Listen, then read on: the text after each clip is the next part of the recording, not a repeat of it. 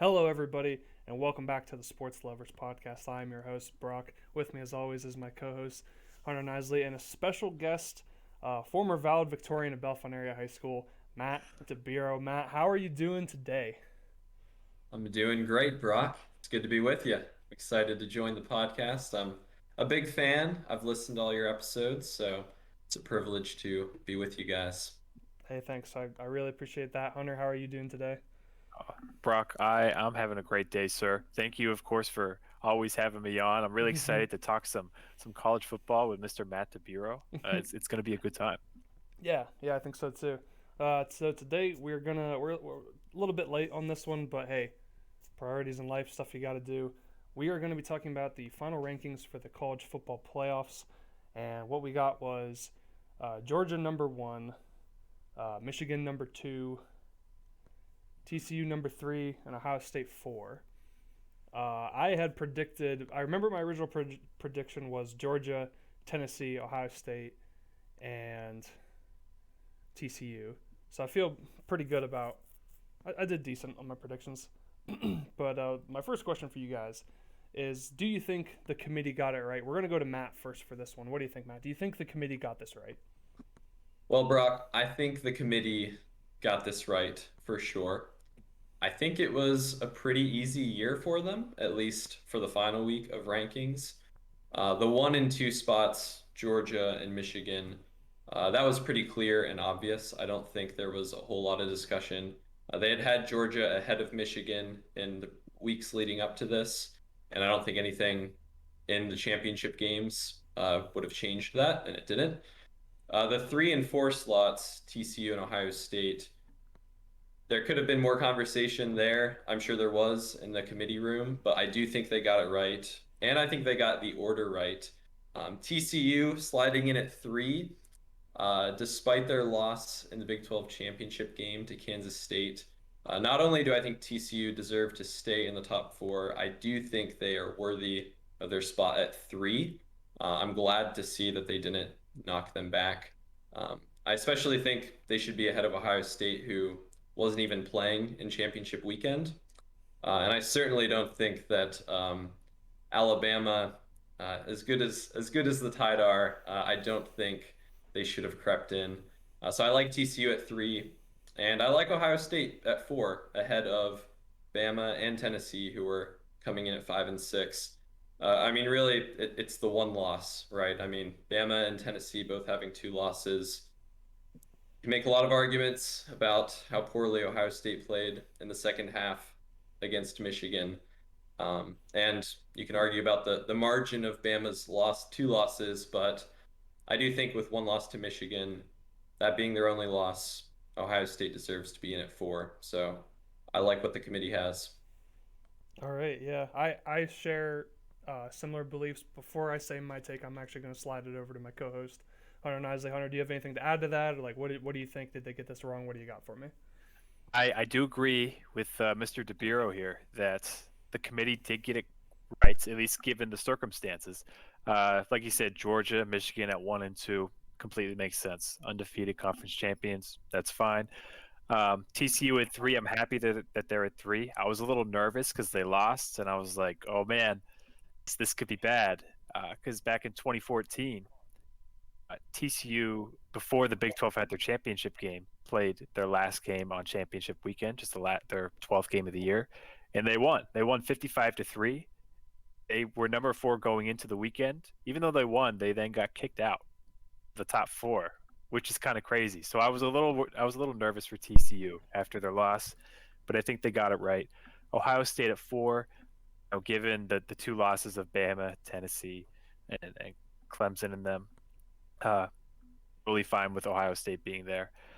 The only kind of gripe I have is that, Ohio State didn't play in their championship game. Of course, Michigan went over Ohio State, and Michigan ended up beating Purdue. But Ohio State gets rewarded for not playing in their conference championship game, whereas USC had to play a competent opponent in Utah, uh, who USC ended up losing, and they got kicked out of the playoff. They went the whole way down to number 10, the college football playoff rankings. And, you know, USC's only lost to one team this year. They did lose to Utah 2 separate times. It sucks. They did everything, almost everything right. They get kicked out for being too good to play in their conference championship game compared to Ohio State. That's the only gripe I have.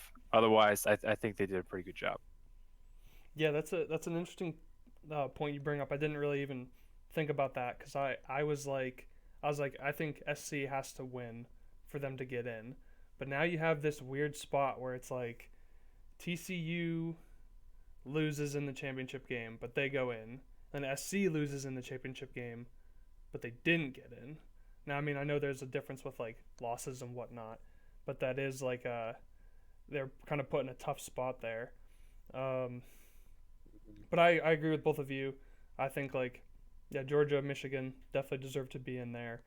And it seemed like we were gonna have like a with those other two spots, it would be maybe a little simpler this year. And then at the end, things got a little complicated with like LSU was creeping up, but then they lose to Texas A&M, and then they lose in the championship, and Alabama kind of falling off a bit near the end, or not falling off per se, but not being as strong as we would usually think them to say.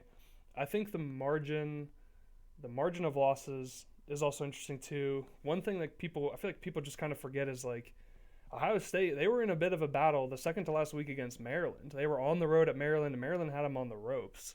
I just feel like, I'm not an Alabama fan. I'm not an Ohio State fan, but I do think it was interesting that people say, Alabama, they almost lost to Texas, and there's these other games that they almost lost when, like, Ohio State just, barely came down to the end. Like, they had to stop Maryland at the end. So, at the end of the day, though, I do think these are the right picks.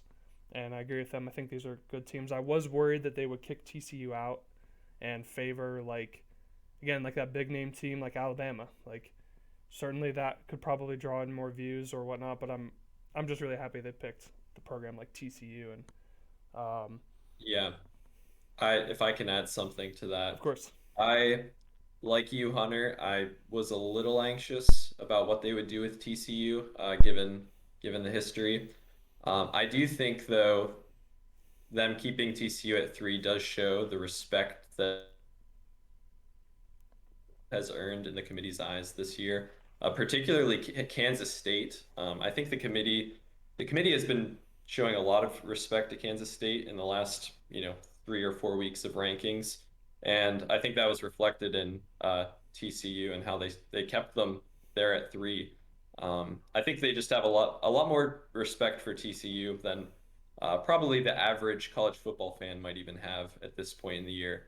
I do think TCU probably won over a few more fans in the final weeks, but I think the committee was confident in TCU's ability to compete, and yeah, didn't really penalize them for the close loss. Yeah. Do you have anything to add for that, Hunter? No, not really. Just happy TCU's there because, like, yeah, I was nervous that they wouldn't be, but I think the committee did a good job. I'm excited to see what TCU can do in against a good Michigan team that they're going to play. Yeah. So now I wanted to talk about if there's anything surprising, and personally for me, I hadn't really thought about it until I was watching. I think it was something on Sports Center. They brought this up, or actually it might have been the Dan Patrick show, but I'm very surprised they just as easily could have just had a rematch of Michigan versus Ohio State in the playoffs. I'm kind of surprised like they didn't just go ahead and do that. Um, what do you guys think about that? Like, do you think that was in the conversation, or do you think that just was like ridiculous? Like, what do you think? No, there is going to be the rematch. It's going to be the national championship game, Brock. Oh man, There is still that opportunity. Now, is that going to happen? I I would be shocked if that happened. But listen, you never know. Anything can happen. But I'm sure that was a conversation that would have been really interesting. Have a rematch of Michigan Ohio State there, but the Buckeyes, they would have just lost again. I'm pretty sure. I oh, think Michigan would have ran all over them, thrown all over them again, and wouldn't have been. It would honestly. I think Michigan would have beat them worse oh my, second wow. time around. I don't have a lot of faith in the Uh, Buckeyes right now. Dang. Yeah, I, I would. I'm gonna go ahead and say I don't think it's something they really probably talked about much in the committee room, at least. I think it had to be on the minds though of all the Yeah, people in that room. I doubt it's something they were really talking about as a factor in how they determine the rankings, but yeah, I think it would have had to be at least in the back of the mind of all the people in that room. Um, I'm glad we're not seeing the rematch yet, at least, yeah, but. yeah. I know they're talking about. I don't know if this went official or not, but they're talking about trying to get rid of um, like divisions in college football and just have it be like the two best teams playing each other. And like I don't know, I get that, but there's also just I feel like is frustrating when um, it's like are we just gonna watch rematch after rematch after rematch? Like, if they didn't have divisions this year, it would be Ohio State and Michigan. And then what did they both make the college football playoffs then? And then would we see another rematch? Like so, it's like like the game at the end of the season, the championship, and then the college football playoff. Like I just think that's kind of ridiculous. Like I like when other schools get an opportunity, and like Nisley loves to say, you never know what's gonna happen. I just feel like you're closing off like these incredible upset opportunities. Which I mean, to be totally fair, we really haven't seen many of those. It's not like March Madness, where every year like some Florida A&M some team just beats like a Baylor or something like that. But I don't know. I can see what they mean. I just think like are we really going to watch this again? Like, what if they just keep getting beat over and over? Like, but I guess we will. I guess with them getting rid of divisions, I guess there's an opportunity we will. But yeah, you're probably right that they didn't really discuss it. I have a feeling, but it was definitely in their minds. Like, I bet some people even wanted it. That's um, so that's there. What of the games? Matt, is there a game that you're like really excited for? Do you think they're all just going to be the same? Like, which of the two games are you like? This is going to be a good one. Well, I do think both the games are going to be close, actually. The one I'm very excited to see is Georgia, Ohio State. Um, I, not many people think this is even going to be much of a game. Um, I I would not sleep on the Buckeyes. I think you have every reason to sleep on the Buckeyes. Don't get me wrong. By all metrics and indicators, like, yeah, this probably shouldn't be a good game. It's in Atlanta. Ohio State travels well, but it's in Atlanta. Ohio State just has not proven their ability to compete against a team like Georgia, but I would not count them out. I think this game's going to be good. I'm excited to see what CJ Stroud and Marvin Harrison Jr. can do against a very, very good Georgia defense. And I think depending on motivations of each team, this thing could be a lot closer than what people are expecting. So I'm very curious to see what happens in that game. All right, Hunter. Was which one are you looking at? I'm the opposite of Mr. DeBuro here. I'm really excited for Michigan TCU, mostly because I think you never know, but I think Ohio State might get steamrolled personally. But I think Michigan TCU is going to be a really awesome game. Uh, TCU, of course, the underdog coming in, but they have their Heisman candidate Max Dugan. It's been fantastic all season. Michigan, very tough ground and pound. They're going to run the ball like they have against literally everybody all year. Michigan got voted that they had the best offensive line in college football. Of course, their defense is really, really solid. They have the number 3 defense in terms of yards per game allowed in the NCAA this year. I just think TCU's offense, Michigan's defense, and their offensive line are going to clash. I think it could be a really close game. I am really excited to watch what happens there. But Brock, what are you excited about? I You both have brought up great points, and I was like, oh yeah, that's what I'm gonna say. And then after Nasli, after what you said, I'm like, hey, he's right about that too. I just feel like I don't know. It's tough for me to pick. I do think if there's gonna be I don't know if like an upset, it's probably going to be TCU against Michigan. And now that's no disrespect to Michigan and no disrespect to Ohio State, but it's like which team is more likely to win in this scenario? Like a two-loss Ohio State team against an undefeated just monster of a team Georgia, or TCU beating undefeated like strong Michigan team, but are they have they really stepped up to that very next level? Which I mean, to be fair, they've definitely proven that they're a great team and that they play well in these moments. I think I'm a little jaded because I feel like with the college football playoff, ever since it started, we get like one good game out of the Yes. games we see. We only get one. So, and I think it's a little overhyped, or not like it's exciting, but every year we like go crazy for it, and it's like, we watch.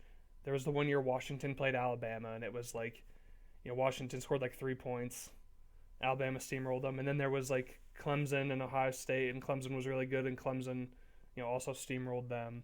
So I'm gonna go with Michigan TCU, but I always think of the very first college football playoff when Ohio State beat Alabama, and that was like just a crazy good game. So I feel like that's in people's minds in that game, and I think that is a good motivation for the Buckeyes right now.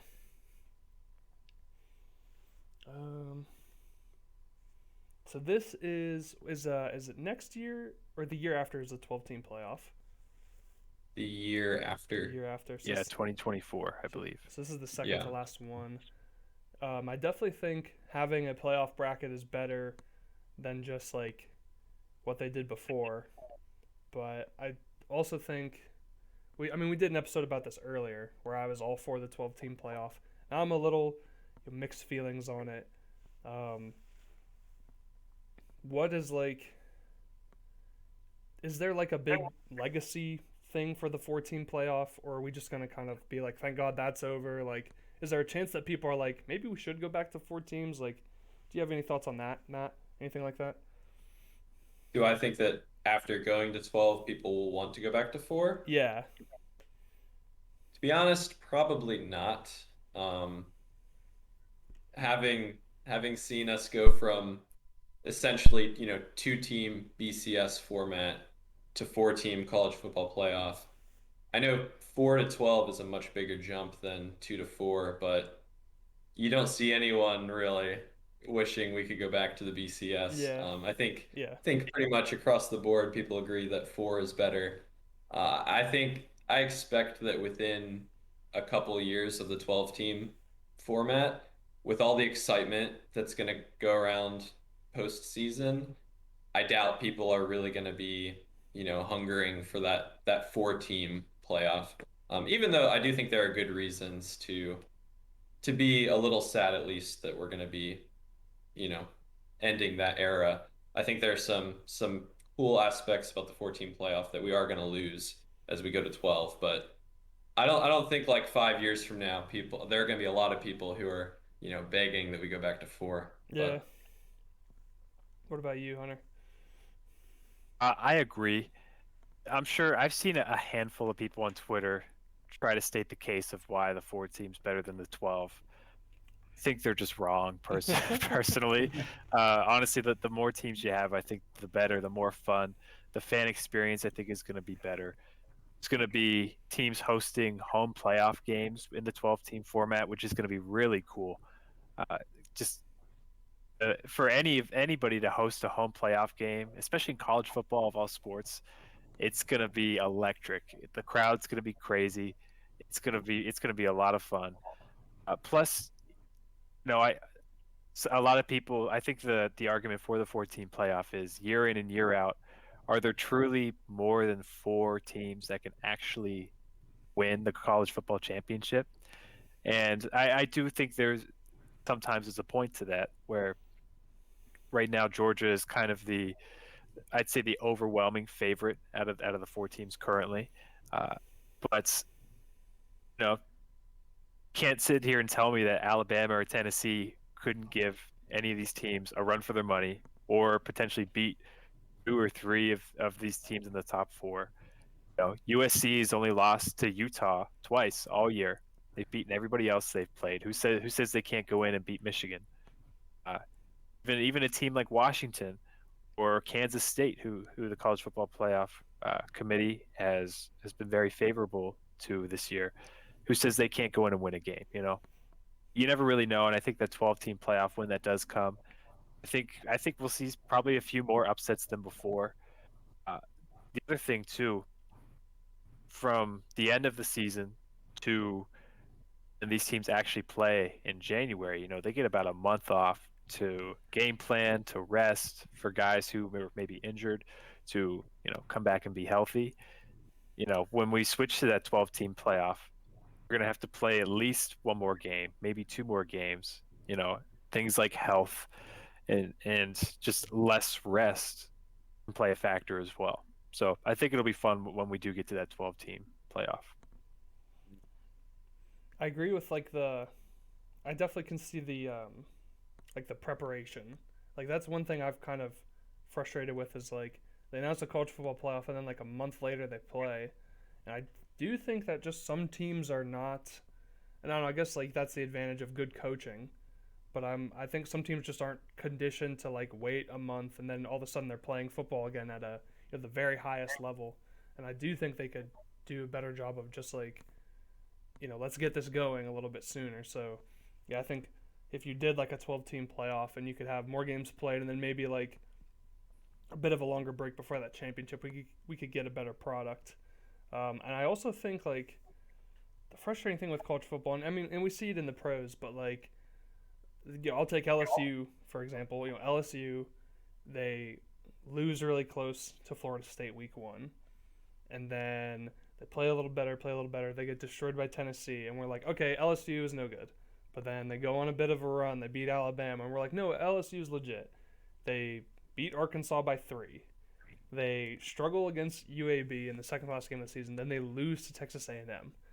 It's just like, come on, man. Like, That. what is like, yeah, like what is going on with some of these teams? Like, I just think there's a lot of times in college football there can just be this horrible consistency problem. And I mean, and we've said this on our show before that like a great thing about college football is that anything can happen, and there's a lot of positive times. But sometimes I do look at these teams and I'm like, are you serious? Like, come on, like you're really in a LSU, you're really having a hard time with UAB, and then you're getting just beat by Texas A&M. Like, what is going on with this game? So maybe Yeah. with the like the 12 team, that can help. I don't know, alleviate some of those problems, but I still think there's a chance that we could just see the same 4 teams kind of just fight their way back to the top again. But at least those other teams, like at least like a team like UCF from a couple of years back, the self-proclaimed national championships or national champions for having not lost a game, like they would have got a chance, and they ended up beating Auburn in their bowl game. So yeah, maybe they could have National champs, Brock. national Don't forget champs. that. Yeah, they're headed to the Big 12 now, so they'll get a little bit more respect. Do you think? Yeah. Or Oh, go? sorry. No, go Yeah, I go was ahead, just gonna Matt. add. I agree with you guys that kind of like what you said, Hunter. Like, are there really more than, 4 or 5, maybe 6 teams that are good enough to win all of it? Maybe not, but I do like the idea that, again, like you guys said, at least these other teams are going to get a chance, which is more than more than they have been having. I do think one thing that's also a little bit scary about this model, maybe it's just my attitude toward Alabama in general, always fearing them, but Yeah, Bama's going to be in the top 12 pretty much every year. As long as Nick Saban is coach. I mean, even a 9-3 Alabama is going to finish most likely in the top 12. Um, so I think that's at least slight cause for concern. I mean, I think this is the second playoff that Alabama's not in, after Joe Burrow's year where, 2019 where LSU topped them. But they're gonna finish in the top 12 pretty much every year, and just seeing Bama play in the postseason, they typically do very well. So yeah, that's one yeah, thing. It's kind of nice when you get a little. Some years, we get a little bit of break, and Bama doesn't finish in the top four. They're pretty much always going to finish in the top 12. So I mean, that's probably better for college football at the end of the day, but yeah, because they are great teams, so they should be in it. But yeah, yeah. It's a good point too. Like, so I feel like we're pretty much guaranteed to see like Bama's going to be in it. I'm going to go ahead and say Georgia will be in it. Probably Ohio State and Michigan will be in it. So that's like four, spots already. And then I guess and then there's plenty of other teams you can sprinkle in there. But then is it like, how favorable are they going to be towards the SEC? Is it just going to be, a few teams from the other conference, and then half the SEC is just in there battling it out? Like, I don't know. I think really the 12-team playoff. I think it's like, oh, we want to give more teams an opportunity. We want to help the recruiting. We want to put more teams in the spotlight. Like that's like the nice part of it. But in the background, I think like the NCAA and all those people are just like, well, we have to find a way to get people to stop skipping bowl games. So why don't we make just more playoff games? And people be like, well, I can't skip a playoff game, right? We're playing for the national championship.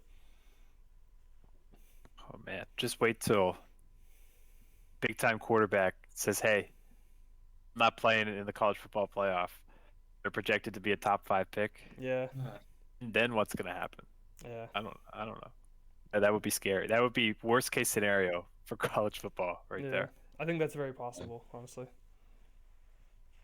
Do you imagine if like Max Duggan was like, nah, I'm out. I mean, obviously, but like, can you imagine, like, if that's the kind of thing we get to, like, how sad would that be?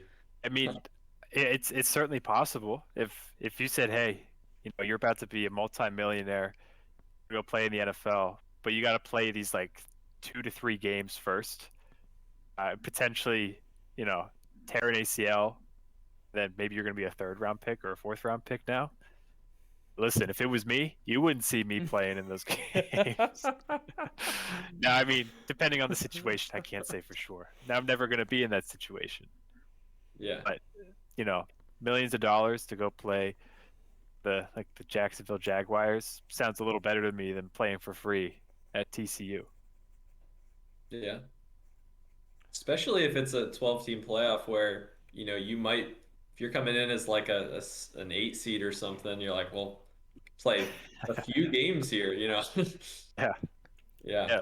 Listen, if you're matched up against Alabama, first game, Opt out. Yeah. Opt out. I'd be like, I don't know, pal. I don't know about that one. They would maybe they'd make like at first you'd look at your bracket and you're like, okay, we're TCU. We're gonna play like looks like we're playing Oregon at the start. Tough start, but we might be able to win. But you see that the bracket eventually leads to Alabama, so you play that first game and then you play Alabama. And you're like, oh no, I'm gone. I'm not playing this. No, I'm opting out the championship game. They make some rule that you either play every game or you just don't play at all. I do want to get your guys' take. I had another question, which I wrote it down so I don't forget it. But I thought this brought up an interesting thing of like, what's your guys' general opinions on people like skipping bowl games? Like Matt, I'll start with you. Like, what's like your opinions on people skipping bowl games? Yeah, I understand it. There's a part of me just as the college football lover who always wants to see the best matchups, right? So to me, it's disappointing when star receivers, especially star quarterbacks, are opting out because I want to watch a good, exciting postseason. Not only does it detract from the team's abilities, right, but even just the excitement of the game. Like whenever a team's best player opts out, it's kind of like, oh yeah, this kind of just reminds you, especially if it's not, it's never like a championship game that they're opting out usually. So just reminds you that, oh, maybe this game isn't that important, which I think is kind of sad. I do understand. I mean, we do live in the real world where money does matter, and these guys have an opportunity to make a ton of money. And if anything's going to stop them from that, if it's going to be an injury in the last game of season that, you know, a bowl game that might not really matter that much. Like I understand it. I don't shame guys who opt out. I wouldn't do that just because, yeah, their prospects are great in the NFL. So I personally, yeah, I like to see guys play because I want good football, but I wouldn't shame the guys that opt out. Yeah. Nicely, any strong feelings? I agree with Matt. It's, of course, as a fan, selfishly, we want to see the best football possible. Money talks, man. Like, if when there's a contract like that sitting in front of you, it's hard to say like, yeah, my team's 8-4. I want to go play the Cheez-It Bowl. Like, that's tough. That's tough. But I believe like Will Levis from Kentucky, I believe he opted out Yeah. of their bowl game, which makes sense. We're really not seeing it much in the college football playoff. Even some of the bigger bowl games, we've seen it a couple times, but it's not too common that we do run into it. And I certainly don't blame the athletes at all because, I mean, that's their future for generations potentially that they're setting up, and especially with all of the uh, you know the the CTE stuff that's come out with football players who have played for a long time. Your future can truly be. uh, I mean, anybody's future is unknown, but when you're putting yourself at risk like that for a long time, it's I'm sure it's hard to say no to that kind of money. So I certainly support the players no matter what. Yeah, I think those are all great points. I remember when it first kind of started, people skipping the bowl game.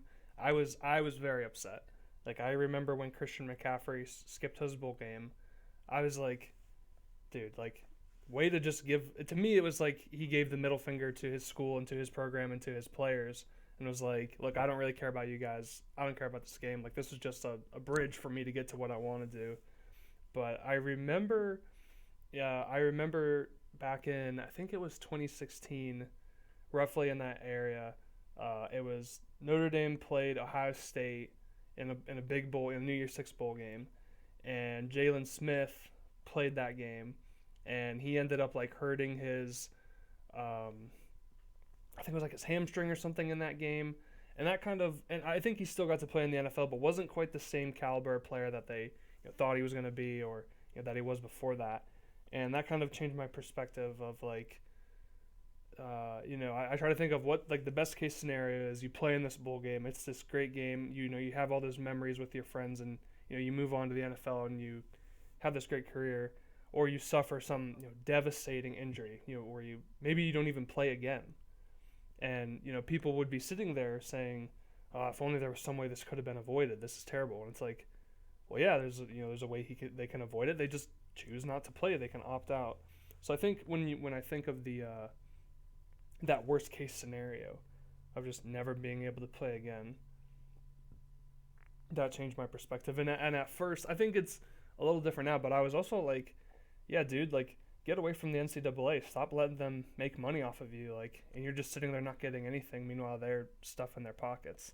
So, and now it's a little different with the NIL deals. It's a little better with them, but I still like at the end of the day, like yeah, like the CT, like you said, Hunter, all of that, like really changed my perspective, and now I understand that they would why they'd make that decision. I do remember I listened to a podcast with Brady Quinn recently, and he did say like he said he could never imagine like telling his friends he wasn't going to play with them in a bowl game, and I don't know. Everyone's got their own perspective. I could see that too. Like I'm like, oh, I'd want to play, but I think thinking long term is also smart. Yeah, and I know there is uh, there are some people out there who do say like you made a commitment to the school, to your team, like you should 100% be out there with them, like no matter what. And I think ultimately it's up to the athletes themselves, and I think the important thing is they're making the best decisions for themselves, and that's really all that's important at the end of the day, for any of them, is that this is what they want to do. I'm sure a lot of times they even discuss this maybe with their teammates or their coaches beforehand, and at the end of the day, as long as that particular athlete is happy in their decision, that's really all that we as fans should care about. And I do think on that note, obviously it's becoming much more regular now, even than just a few years ago. I think fellow players and coaches are becoming probably a little more understanding when it does happen. Um, Yeah, it's tough. It is tough when you see like your starting quarterback opt out, but Yeah. I mean, for the most part, like I think players now, I think it's becoming regular enough, and it's being discussed enough, and the pros of opting out are being discussed enough that players probably feel comfortable leaving without just thinking they're going to get completely shamed by Yeah, their teammates and their coaches, because yeah, these are people that they've built relationships with over the last few years, and you don't want to throw all that away, yeah, by opting out of your game. But I don't think in most situations that's happening. Like, I don't know, Joey Porter Jr., obviously, he's opting out of the Rose Bowl, which is really sad. And Rose Bowl's a big game. It's yeah, not the playoff, but it's a big game. But I think Penn State fans and probably the rest of his teammates are, they're disappointed, I'm sure, but generally still on good terms. And I think players can get away with it now a little bit better than maybe they could at the very beginning when it was still so shocking to see someone opt out. yeah. I think didn't Kenny Pickett, did he opt out of his bowl game He against did. Michigan State? Did. And then They definitely would have beat Michigan. If you watched that game, they definitely would have beat Michigan State. yeah. But If I could have it, I do remember. I think Saquon Barkley, he played in his bowl game, but it was like they never came out and said this, which I don't think you would ever say this, but I think it was implied that it was like a limited number of snaps. Like he was suited up, he did have a few runs, but he didn't play as regularly as he would in a regular game. And I think that's fine. That's personally my preferred um, method. I really like college football. I like watching college football, and I think people take some of these bowl games for granted though too. Like if it's an extra game that I get to watch, yeah, sign me up. Like I just want to keep watching this team that I like. You know, for Notre Dame, star tight end Michael Mayer is opting out of that bowl game. And I listened to some other Notre Dame podcasts, and they're like, "Oh, it's just an exhibition game. Like, I don't really care about this game." And I'm like, "Come on, man! Like, it's still the teams we like. It's still the teams we root for and support." So I feel like that's just unfair to say that, we like our players, but is the whole team one player? Like, if is one guy really swaying your whole opinion on this whole thing? And I do think one other thing, for the players themselves, like yeah, they're making a good decision long term, but maybe they should be like, well, I have a game where I have good chances of winning. I'm going to go to the NFL where chances are I'm going to play a lot of games where we lose. So I think some of these teams like maybe just play one more game where you got better chances of winning to enjoy that feeling of winning before you go off into the NFL, potentially have just like loss after loss after loss. Yeah. Did you ever think about it's got to be really weird for a lot of these athletes who like they win all throughout high school, win for the most part all throughout college, and they're thrown in the pros, and it's like some of these kids haven't lost a game in like 5 years. Yeah, And they're like they haven't lost a game since they were like sophomores in high school. Now they have to just get used to losing yeah, several times a year. Like that's gotta be weird it's gonna for be a young hard. guy who just does not lose in Yeah, I mean, any game they play. yeah, I mean, look at Trevor Lawrence's situation. Mhm. I mean, he lost. Well, he lost to Ohio State. In the Was that his only first round loss of in semis in college? 2020.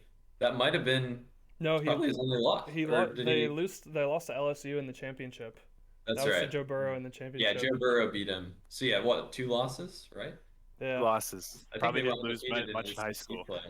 Yeah, right. And now he's playing the Jags. I mean, hey, Mhm. got to win this past Hey, weekend, yeah. hey, pick six for the win. Can't complain. but Yeah, I know. We know Urban Meyer definitely felt the pain of losing every single week after losing 8 games at his whole time at Ohio State. That's got to be tough. I think that's about all I have for that topic. Unless you guys had any more thoughts and opinions on that. All right, so moving on. What is like what is like the best storyline for the college football playoffs? Like, are we, if Georgia and Michigan play, are we like, here's the rematch from last year? Is Michigan going to prove themselves, or are they just going to get bowled over again by the Bulldogs? Um, I see a lot of hate for Ryan Day, saying Ryan Day is the worst coach for Ohio State. It's like, dude, they're in the playoffs. Like I guess is he redeeming himself? Like, is it just as all the storylines for TCU and Max Duggan, like what, like is there any storyline that pops out for you, or is this just another set of college football playoff games? Well, I mean, I think TCU is probably the storyline. Um, I do think the revenge factor of Ohio State potentially getting to play Michigan. I just don't think many people think that game's going to happen at all. So I don't think in terms of hype and expectation and what people are like really looking forward to in this playoff. I don't think many people are expecting we're going to get that rematch for revenge. I do think that's a big storyline, but yeah, I think probably for the most part it's TCU coming in as a team that really got very little respect all year. The first rankings came out, and the committee didn't really respect them, and I think that set the tone for a lot of the year. Now, the committee definitely their respect for TCU grew throughout the season. That's for sure. Not just because other teams around them were losing, but I really do think that they value TCU. Um, so yeah, I think they're probably the main storyline. Can they hang with Michigan? I mean, Michigan is this really dominant powerhouse. I mean, physically, they are too much of a match for TCU. I mean, just looking across the board, but TCU, I mean, they have shocked us many times, it seems, and I don't think, yeah, I don't think you can count them out of the game against Michigan. Now it would be absurd to see them get through Michigan and Georgia. I mean, Oh yeah, they are further outmatched I against didn't Georgia even for think about sure. that. That would be ridiculous. So I mean that would be the story for sure. But yeah. Yeah, I do agree. I think any underdog story is always going to be kind of the one that most people do cheer for. You know, honestly, an Ohio State Michigan rematch in a championship game would be pretty crazy. Now, do I think it's going to happen? No, I don't think it's going to happen. But let's say it does. Let's say C.J. Stroud slices and dices that Georgia D. Marvin Harrison Jr. Is he? I assume he is playing. Yeah. He did. Okay. They're gonna, let's say they slice and dice. They beat Georgia, and they're obviously it's a huge rivalry, Michigan Ohio State. There's certainly some beef between Harbaugh and Ryan Day right now. Oh yeah. Harbaugh's saying that Ryan Day, started his coaching career on third base, hasn't truly had to work for it, hasn't had to overcome a whole lot, as a coach, and you know a lot of people, which is kind of shocking, were calling for Ryan Day to be fired in the last 3 weeks or so, because lost to Michigan 2 years in a row. Urban Meyer never did that. Bring back Urban Meyer. It would be, for all that talk for Ohio State just to come in, just shut everybody up, take down Georgia, Michigan in the national championship. Listen, anything can happen. You never know. You never know. Never know. Ryan Day could do it. C.J. Stroud could do it. I mean, he's a Heisman finalist. He's gonna get drafted. Listen, never know. Yeah, definitely. I mean, TCU is obviously. I feel like for the sake of conversation, like I think like Georgia maybe establishing themselves as the next Alabama. Like that's pretty interesting as just like this. For a while, we're watching Alabama win. I think Georgia has a chance to be the next, just like strong team year in and year out. Um, yeah, Alabama, Michigan. I'm not a fan of either team, but I think that would be pretty sick. After all the hate that the Big Ten got this year for being a weak conference, that both of those teams being in the championship, that would be like, well, look at this. Our two teams are in the championship. Um, and I mean, it would be good for Harbaugh. I think they've softened on him now. Harbaugh also a coach that they were calling for him to get the heck out of there, but to be in the college football playoff and now playing, pretty good chances to be in the national championship. Like if they win it, that would be a good story for him and the whole Michigan program. I think. Speaking about beef between coaches real quick. It reminded me of. Do you remember a while back when Clemson played Ohio State and Dabo Sweeney did his coaches poll Mhm. and he put Ohio State at like number 13 or something like that? Yeah, that was the COVID year, right, Yeah, where Ohio State only played the 6 games, and Dabo is like basically they have no credibility. They've yeah. only played 6 games. And then they came out strong in that game. So yeah, I hope I'm wrong, but I have a feeling it's just going to be Georgia. It's Georgia versus whoever right now, at this point. You can't really convince me otherwise. But If you're not going to give Ohio State any chance, Brock. I think there is a chance, and I hope I'm wrong. But like, I just don't know. Like, again, it's like I'm just jaded from the past of like, oh, we're really excited for this matchup. What's gonna happen when Oklahoma plays Alabama? Oh, Alabama just steamrolls them. What's gonna happen when Georgia plays Michigan last year? Georgia steamrolls them. That was the game where Georgia was just like the physically better team. Guys literally just being shoved out of the way. So yeah, I'll admit to still being a little jaded from like who are some other, Michigan State versus Alabama. Like, Yeah, there have been some ugly. Yeah, I mean, That was usually not two pretty. out of the 3 games are ugly, typically. yeah. Yeah. So yeah, again, I hope I'm wrong, and I really hope TCU can do something.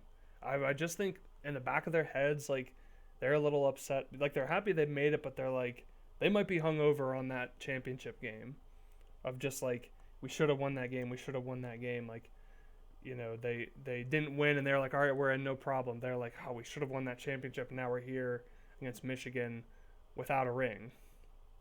Like I think that's Mm. going to be too strong in the back of their minds. Still kind of hungover from that game. But yeah. So I don't know, I'm gonna say I'm just gonna go Georgia Michigan. But I hope it's Georgia TCU. I Is it? guess. Yeah. Well, is it time? Is it time for picks? Yeah. Well, what does anybody have any picks? I mean, if you really want to throw a score prediction, I'm pretty bad at score predictions, but you don't have to do that. But Matt, what are your Well, picks? all right. I'm not gonna give a score prediction, but Okay. let me just say, no one is giving any respect to Ohio State. That's the way it should be. They have done nothing to earn our respect. They have come out and played horribly on the biggest stage when it counted the most against Michigan. They probably don't really belong to be in this playoff, but by virtue of USC just having to play Utah again and losing, and they're not really being another, excellent two-loss team or a two-loss conference champion that finished strong, they're in. They find themselves in. And I don't know. I just think that You can't even convince yourself right now, pal. I don't know. here's the deal. uh, Here's the deal. Georgia is not the story, right? Like we okay. just went around and we talked, okay, what's the story, right? Yeah. Yeah. Yeah. Last year, Georgia was the story. All right. They were playing great. Their defense had the best season of like any defense ever. They lose to Bama in the SEC championship game, and now they've really got the fire lit under them, right? They go on, of course, they cream Michigan, they beat Bama. They had to beat Bama in that game. They had to. It was complete do or die. Georgia is not the story this year. They've ended their 41-year drought. They've won a title. They've conquered Bama. Bama's not even in this playoff. They're an afterthought now. Kirby Smart is a great coach. Kirby will have his guys ready to play. Georgia will not come out flat because they won last year, but they're not going to come out the way they came out in last year's title game. It doesn't matter how good your coach is. Like if your team is coming off of a title, there's just not going to be that same kind of competitive edge as when you're disrespected and you have to prove yourself and you have nothing to lose. Georgia is the better team. Yes. Georgia belongs. Ohio State maybe doesn't, but I am going to pick Ohio State in this game. I don't know anyone Whoa. who's doing that. I'm going to pick them. Marvin Harrison Jr. is still the best receiver in college football. He respects Georgia's secondary, but he knows he's better than them. Do you think Marvin Harrison Jr. is sitting there thinking like, I'm not going to be able to get open against these guys, or Like CJ Stroud won't be able to get me the ball. No, No. of course not. Like CJ Stroud is still one of the best, if not the best quarterbacks in the country. He's still going to be able to find Marvin Harrison Jr. when it counts. Georgia's offense is good, but I don't think they're going to put up like 50 on Ohio State. Ohio State's defense is talented. They haven't played particularly well in critical moments. Like they didn't play great in the second half against Michigan, obviously, but they still have a lot of talent. And if they're inspired and motivated to play, which I think they will be because Ryan Day is a good coach and he shouldn't be fired, they can play really well, well enough to hold, Stetson Bennett, the running game, and Brock Bowers to, less than 30 maybe. Hooey. I'm picking Ohio State. I know this game could get ugly. Ohio State might get embarrassed in this game. I understand. I shouldn't pick Ohio State, but I'm going to because they're very talented and they have been completely disrespected. The past 3 weeks, people have been talking so much hate on them. I don't think anyone outside of their own locker room thinks they can win. Like I have Ohio State friends I've talked to who are like, we don't even want to be in the playoff because we feel like we're gonna get embarrassed. Whoa. Like I have Ohio State friends who have told me that. Wow. Marvin Harrison Jr. doesn't think he's gonna get embarrassed. I think Ohio State's gonna win this game. Wow. Okay. I like that. Disagree with me. I know you will.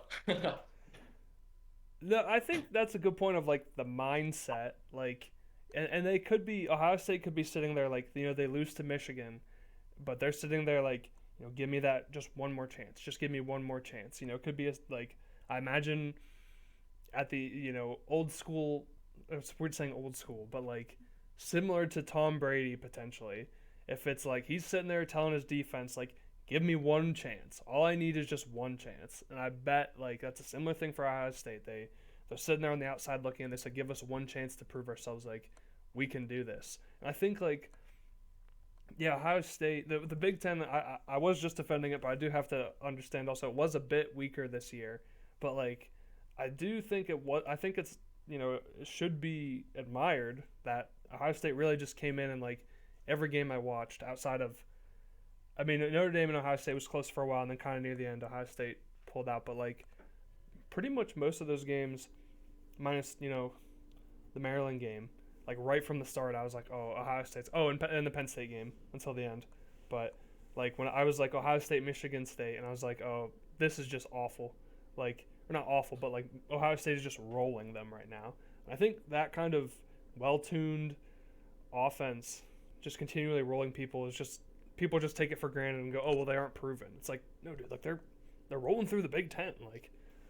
But I think even with all that, I just have to go with Georgia, like the better. I do think like Stetson Bennett. I like Stetson Bennett. I think he's good, but I think Ohio State has the better quarterback. But like Georgia just has like the better team. I think Stetson Bennett doesn't have to be amazing in this game. He just has to find the right guys and.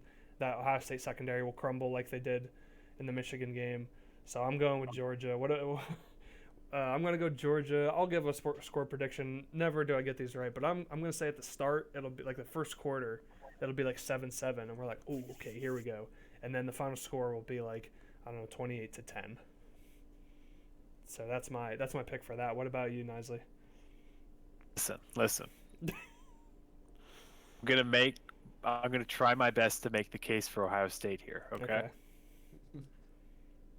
Very talented. I mean, on paper, Georgia's probably a little more talented overall, but it's very close. Like, Ohio State's filled with 5-star and a very highly rated 4-star athletes all over the place. I look at Georgia. They're great. Great everywhere. Except Stetson Bennett. Oh.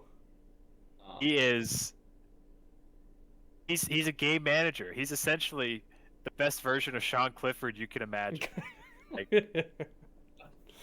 Like this man, I'm sorry, did not deserve to be a Heisman finalist. Whoa. Absolutely did not deserve it. I don't care that their team's great. If you put Sean Clifford playing for Georgia, I guarantee you 13-0. Oh. I guarantee they're 13-0. 100%. I'm sorry. Go ahead, please. The only problem is Georgia is so much better at everything else than Ohio State. Uh, That I do think, unless Stetson Bennett just has an awful game, which is very possible. Since Stetson Bennett, I don't think he's good game manager. That's all I view him as. Okay. Ohio State's only chance is if Stetson Bennett is thrown for like 170 yards, maybe a couple picks. Because that Ohio State offensive line, it's not great. Defense, it's good on paper. But when J.J. McCarthy is absolutely shredding you, who I also don't think is necessarily that great, no. it's not good. Not good at all. Aren't you making a case for Ohio State? Is that how this started? That's how it started. It didn't end that way. I can't really object to much of what you've said. Yeah. And, I essentially made the case for Georgia as I was picking Ohio. It's hard not to, man. They're just so It's Georgia's very so good. hard not to. And my pick for Ohio State here is not based on really anything that I've seen. That might sound arbitrary, Yeah. but it's not arbitrary. I mean, we've No. never had a repeat champion in the college football playoff era, and there's a reason for that. Yeah. Like, motivations are so important. It's And I just very different when you've been there before, you've won before. It's a Yeah. different type of motivation. it is. Now, is that enough to give Ohio State the edge? No. I think it is. Oh, But okay. But I won't be shocked if I'm horribly wrong. Like, if it ends up 31-3, I'll say, yeah, okay, that's probably what should have happened. But I'm sticking with my pick. I'm sticking with Buckeyes. Listen, I'm going. I think it's going to be a blowout. Personally, I think Stetson Bennett's going to get the job done. As much as it pains me to say it, I'll give a score prediction. I'm gonna go Georgia 45, Ohio State 21. I don't think it's going to be very close. Yeah, I think that's a good point with like you saying Stetson Bennett shouldn't be in the Heisman. That is a college football thing to just like if you win, you get rewarded. I can't remember what award it was. I guess that's how important I thought it was. But I know that a Georgia tight end won an award, and this is also partially biased, but like a Georgia tight end won this award over Michael Mayer from Notre Dame, even though Michael Mayer had like more yards, he had more catches, he had more touchdowns, like he had more stuff, but because the one thing he didn't have more of was wins. He didn't have Stetson Bennett. And he didn't have Stetson Bennett. No, you put Stetson Bennett on Notre Dame, that's a college football playoff team. You put Drew Pine on Georgia, they get him out of there after the second or third game. But I guess I do need a score prediction for my pick. So I'll go 27-23 Ohio State. Ohio State. Nice. I like that a lot. There was one more thing I was gonna say. Oh, and I mean, for you, Matt, saying like there's not much real evidence to base it off of. To help you out a little bit, it kind of goes back to what I said before of like Georgia earlier this year had a real close game at Missouri, a place that they struggle at for reasons unknown. Every year, that's a close game. Georgia had to come out late to win that game. So yeah, I can think of a reason.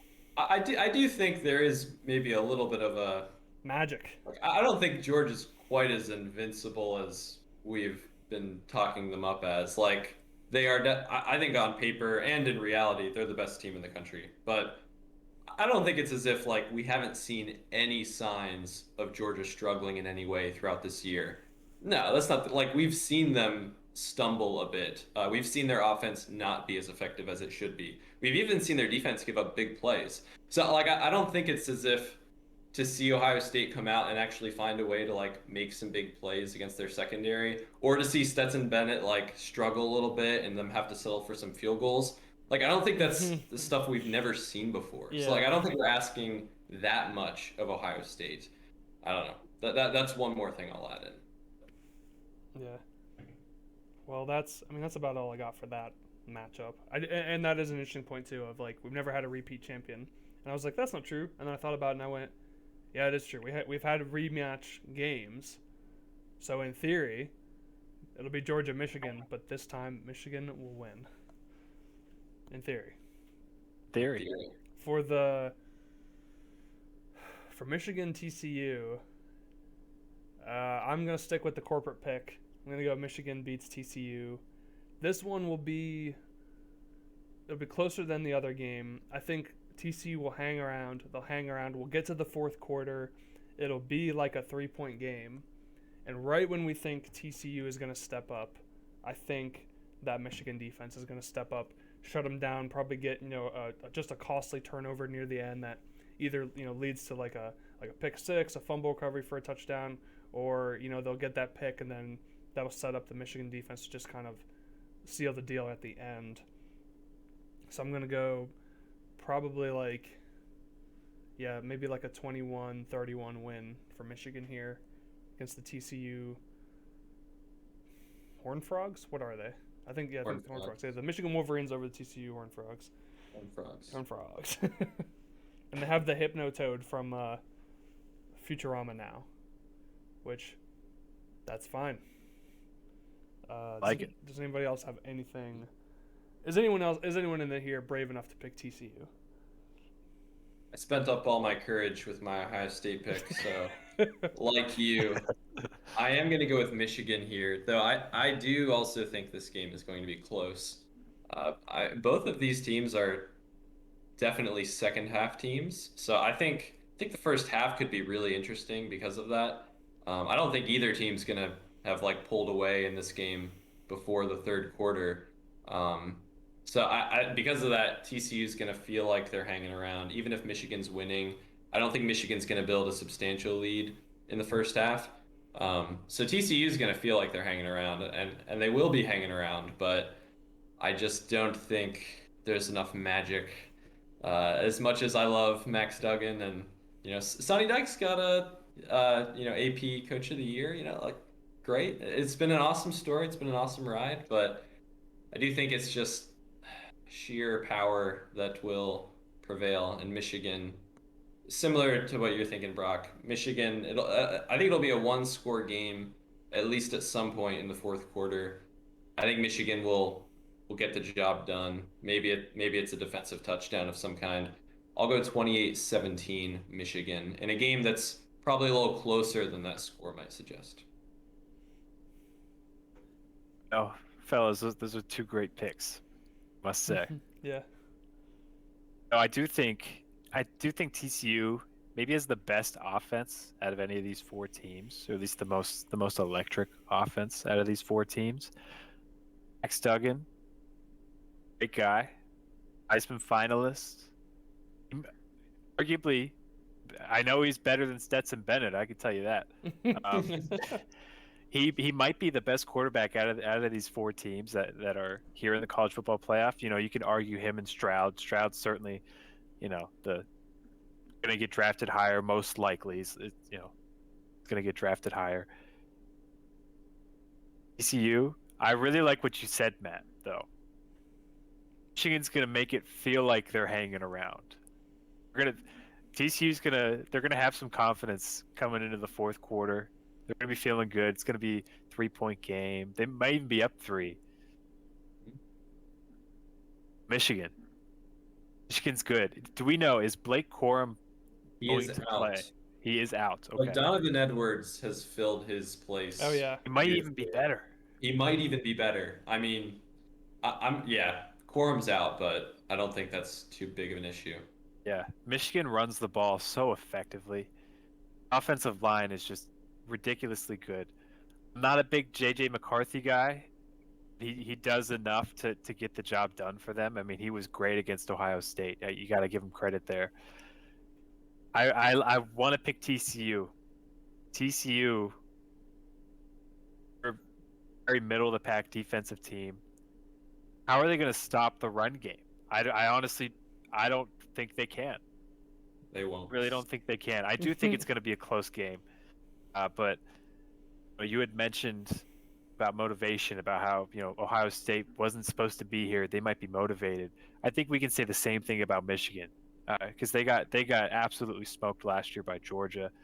I mean, it was embarrassing. It was really embarrassing, not only for Michigan but for the Big Ten. And they've been so good this year. Jim Harbaugh, a very experienced coach, both NFL now in college football. I don't see how Michigan doesn't come away on top. I do think it's going to be close, but I'm taking Michigan 27-20 over TCU.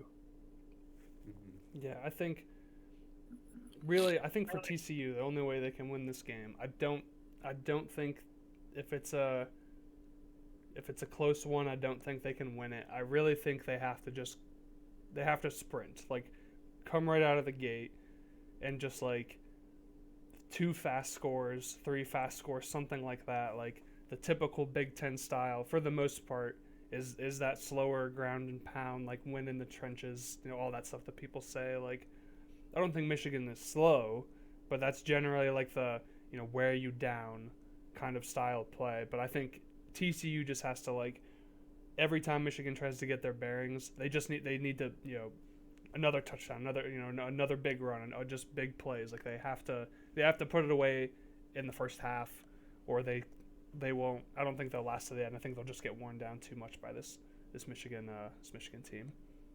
Yeah, yeah. I think there's no question. At least come second half, Michigan will be running it right down their throats. They're gonna have long possessions. Yeah. The only reason they won't have long possessions is if Edwards is busting 50-yard touchdown runs. I think, like you, Hunter, I am not a believer in JJ McCarthy. I believe in the sense that he's good enough to get the job done in most situations. He played great against Ohio State, so there's that. But I don't think, just from the whole body of work watching him this season, I'm not. He hasn't yet proven himself to me that I can trust him to deliver a solid game each time he comes out. So I think if he plays well, TCU doesn't have any chance. They need to catch him playing a mediocre game. I'm not saying he needs to play horribly. Like, he doesn't need to throw 4 interceptions for TCU to have a chance, but he has to have a kind of off game, which I think is very possible. Like, I wouldn't say he's played great in many games besides Ohio State. So I don't know. He makes some very questionable decisions at he times. does. Yeah. So I think if he has a mediocre game, then it'll help TCU stay around. But I just don't see how they're going to stop the run. No, I don't even know if he could have a mediocre game because he might only throw the ball a dozen times. Like, honestly, against TCU. Unless like 25% of his throws are interceptions. Imagine. Yeah. So I guess I got Georgia Michigan in the final. I know I just hyped up Georgia a lot, but we did say we've never had a repeat champion. Am I gonna go against that? I'm just gonna be super corpo. I'm sticking with the number 1 pick. I got Georgia in the finale. And what will hopefully be like just a really great game that we remember for all time. I have said before that usually there's only one game that's good in the college football playoff, but also in defense of that, most of those games end up going down as some of the best games in college football history, in my opinion. And we all remember like Oklahoma, Georgia, Baker Mayfield and all that. Like, that was a great game. So hopefully we can get something similar here with Georgia and Michigan. I think Michigan's going to be all hyped up on revenge, but Georgia's going to be all business and get the job done for them. Any thoughts for your guys' predictions here at the end? Well, I guess I do think whoever wins the Peach Bowl will win it all. So I'll stand by my my Ohio State mantra here. Like, if they work through Georgia, the only way they get through Georgia is by doing everything I said that they're maybe capable of doing. So if they do that, they're beating Michigan. Like, there's no way Ohio State beats Georgia and then loses again to Michigan. Like, that won't happen. That's probably less likely than anything I've said so far. So I think if Ohio State wins that game, yeah, I think they beat Michigan.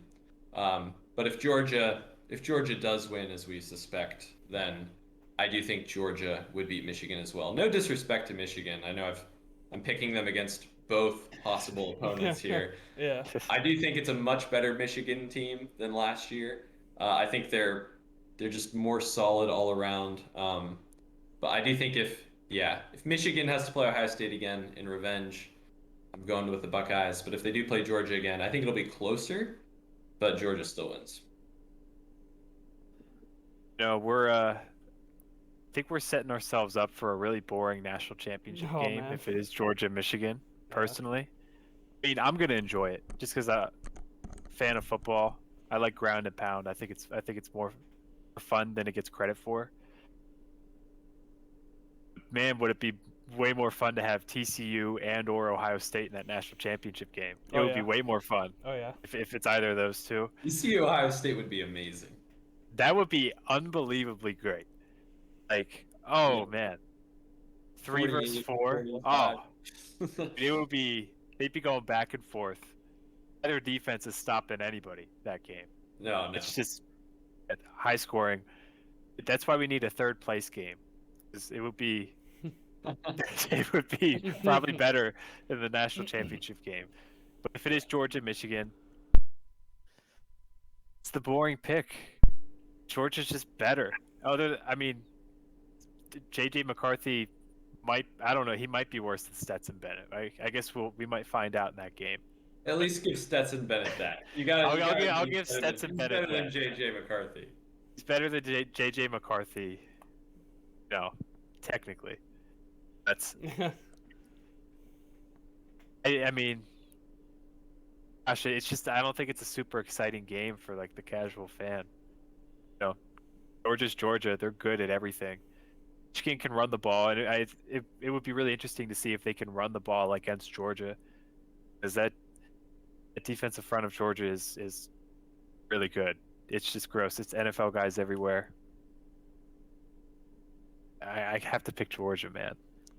Probably, I'll give a score like 3-4-10. It's Georgia Michigan. I don't think it would be super close personally. I want it to be close, but I don't think Michigan's on Georgia's level. Yeah, I think the run game of Michigan that will beat up TCU. I don't think they would get a lot of traction against Georgia, and I don't think JJ McCarthy would be able to bail them out. It was easy for him to light up Ohio State's defense, but I don't think he'd have a similar game against the Georgia secondary. No, I honestly think TCU will probably give Georgia a better game than Michigan would personally. TCU can score. They can throw the ball. Yeah. Max Duggan, I mean, he's great. He'd be fun. But unfortunately, I do think Georgia, in a methodical beatdown, would probably beat Michigan. Not too late to turn away from your boring picks and join me with Ohio State. Yeah. It's a TCU Ohio State, baby. I was If we get thinking- that, I'll be thrilled. I would be too. It's too much for me to wish for both Ohio State and TCU to win, but if that happens, I'll be happy. I was thinking that on this podcast. I do remember a lot of times I've picked the big name team. Specifically, I remember I was like, oh, LA Dodgers, they're going to beat the Padres or the Mets. Like, all data says they win. Padres end up winning. So I did think that. I was like, oh, maybe I should just, if I could pick who I think Georgia's going to win. And I think, like, I'd love to see TCU win. So part of me is like, oh, just say you think TCU's going to win. But, like, it just doesn't. Again, I'm just jaded from the past. All these teams, I'm like, this. I was like, oh, dude, Michigan State's got a chance against Alabama. Bang, they didn't. They got destroyed. Man, I was like, who's another team? I was like, oh, Oklahoma. They got a chance in the playoff. They got nothing. All this stuff. Like, I was like, oh, Oregon, the very first College Football Playoff. I'm like, Oregon, Florida State is going to be this incredible game. Oregon put up, it was like 59-3. So something about that, and again, I guess that's great coaching. Then they deserve that if they have a better coach. But just something about that break. Sometimes these teams that have played so well consistently, you give them that month break. And I just think Jim Harbaugh and I think Kirby Smart are going to do better at keeping their players ready to play. So that's my pick. It's the boring pick, Brock. That's a boring pick, but I know. That's how it be. It's the right pick, though, unfortunately. We've seen it year in and year out in the college football playoff. I think we know, without knowing, we kind of know what's going to happen almost in these games. Maybe. Yeah. I hope not. Yeah. But How many listen, people picked Ohio State over Bama in the Sugar Bowl back in what 2014? First playoff. not a lot probably. I mean, No, I didn't pick that game. I don't know. Listen, Reaching, but that was Urban Meyer though. We don't. He's not here anymore.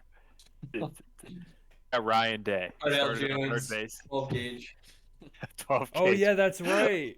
With Cardell Forgot about that. Jones. We That didn't game come. was unbelievable, That was a though. great It game. was. That was That a was great game. ridiculous. I think if Ohio State wins against Georgia, as I'm picking, As you said, I yes. think it'll be a similar kind of situation. Like, I could even see it being in the first quarter, feeling like, oh man, this is gonna be just like we all thought it was gonna be, and just see them coming back and making it tight. But we'll see. We'll see. Yeah. Hopefully, we are wrong in a way, and it's just like amazing game after amazing game. Maybe Hope maybe so. they come down to field goals or last second, throw Hail Marys and whatnot. I think that's about as much I had to say about the college football playoffs. I really don't have much else to say. Anything that you guys wanted to add to this at all? Oh, I think I got out just about everything I had, but it's really just hoping for some exciting games. Certainly wouldn't hate an upset, whether it's TCU or Ohio State, at least one of their games. It would be really fun. I'm really pulling for TCU just because first year in, certainly big underdog story, and just be fun to have them on the national stage. For not that TCU's a little guy, but the Horned Frogs. Winning this year, nobody thought TCU was going to be in this position, so I'm certainly just hoping for a little bit of magic. Yeah. Yeah. Yeah, I don't think I have much else to add either. Hoping for good games and yeah, I would just love to see some close games. Yeah, I'm with you, Nasli. I mean, I try to be a Big Ten supporter, but honestly, if TCU won, I just think that would be really great. Like we said, that's like the big story this year. Well, if we've all said our piece, then I will do the outro. This has been the Sports Lovers Podcast. Thank you everybody for watching. Thank you so much, Matt, for being a guest and inviting yourself on here and sharing your takes. We always appreciate that. And yeah, I'm your host, Brock Marucci, signing off as always with my co-host Hunter Nisley. And yeah, we will catch everyone in the next episode, whenever that is. Have a great holiday and a new year, and we'll see you when we see you. Peace.